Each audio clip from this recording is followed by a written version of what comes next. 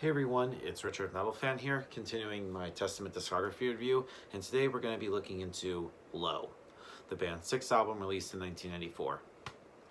Now, with this album compared to the previous album, The Ritual, the band had actually first time had a little bit of a lineup change. For one thing, Alex Skolnick had left the band, and he would not rejoin until almost a little over a decade or so later. And for this album, handling lead guitar duties, they had James Murphy, who you probably played in Death and Obituary, right? And also Louis Clemente, pretty much their original drummer, had left, and they had John Temsta, who had played in also Exodus, and he was also in White Zombie, handling the drum tracks on this album. And he actually does a good job on this.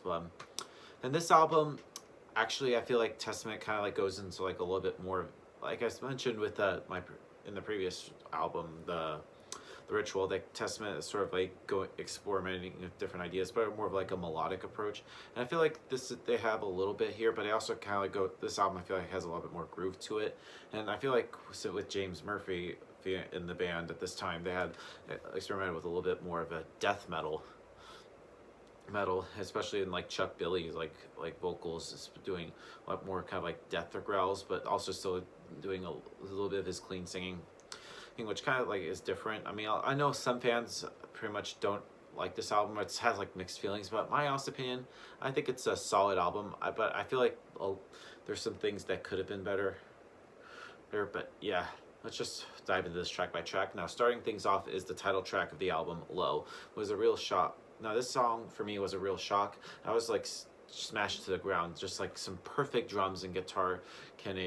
They made my eyes open really wide. And for sure, the production is more powerful than on The Ritual, but one surprise is yet to come, namely with the chorus and the words "Show No Mercy."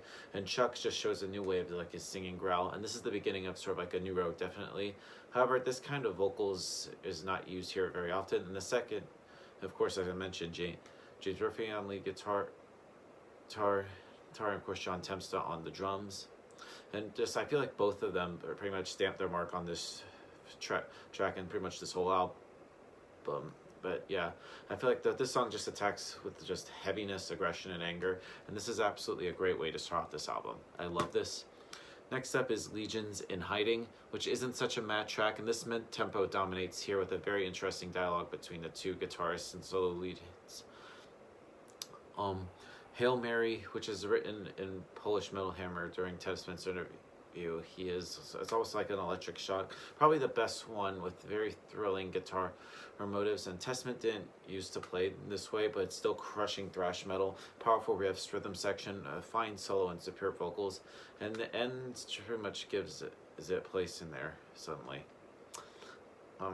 Then I feel like the album kind of slows down a little bit with Trail of Tears, which is pretty much, as you probably guessed it, a ballad.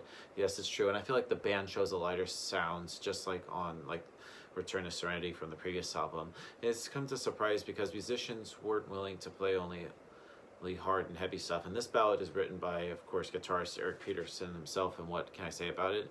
It's an absolute ripper in their discography. Even I talked about ballad songs like Trail of Tears undeniably joins the big two from its glorious past, and even Legacy, and like I said, the aforementioned Return to Serenity.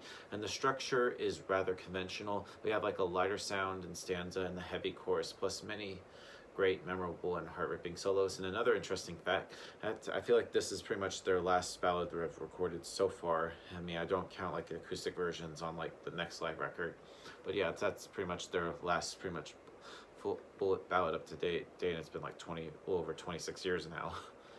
Anyway, moving forward to the next song on the album, which is called Shades of War, and this is one of the more straight up thrash songs, and it's just so fucking heavy, and this is probably the most underrated song in their entire catalog. It's pretty similar to the title track off of Practice What You Preach, but with a much more thicker sound.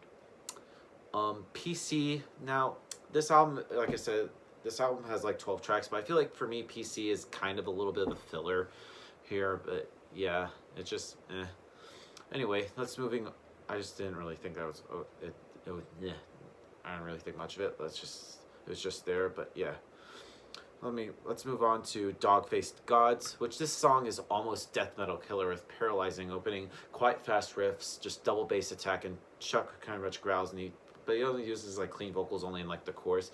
And the title says I can also find that there's like an oriental like guitar leads by James, and the structure of the song is like a presage to like the future musical trials of the band. Anyway, moving on to All I Could Bleed, which has an interesting vibe to it at some moments and sounds like sort of like late 80s Exodus. Not a personal favorite of mine, but not bad at all. Then we go into, forgive me if I butcher this song, guys, these Uratasakijui, which is actually an instrumental to something from like, reminds me a little bit of something from like the New Order, like Hypnosis or Musical Death at Dirge. Yeah, it's a pretty good instrumental. Anyway, moving on to Chasing Fear. They're one of the best songs on this album with an excellent opening and furious chorus. In the middle here, there's a bright kind of like dramatic slowdown. And I also admire sort of like the Killing Guitar show of Eric and James. It's just some really good work. Anyway, moving on to Ride, which kind of similar to PC. It's just a filler song, which is, it's okay. But yeah, but then we go into the last song on here, which is an instrumental called Last Call, which I feel like it's not really necessary, but if they would have shaved it off a few tracks to take it from 12 to say like 9 or 10, it would have been better. But there's really not a whole lot to complain about, but they're all pretty much, most of these songs are just killer. But yeah, but that's just one of the things. I feel like there's a couple more fillers, but I feel like if they would have shaved off like 2 or 3 songs, I wouldn't really complain. But overall, Low by Testament, it's kind of like it's a different era for the band, especially in the whole 90s, where a lot of thrash bands were like going through different shit and stuff. But yeah, but this album is pretty good. I like it. So if I were to give this album a score, I'm probably going to give Low by Testament an 8 out of 10.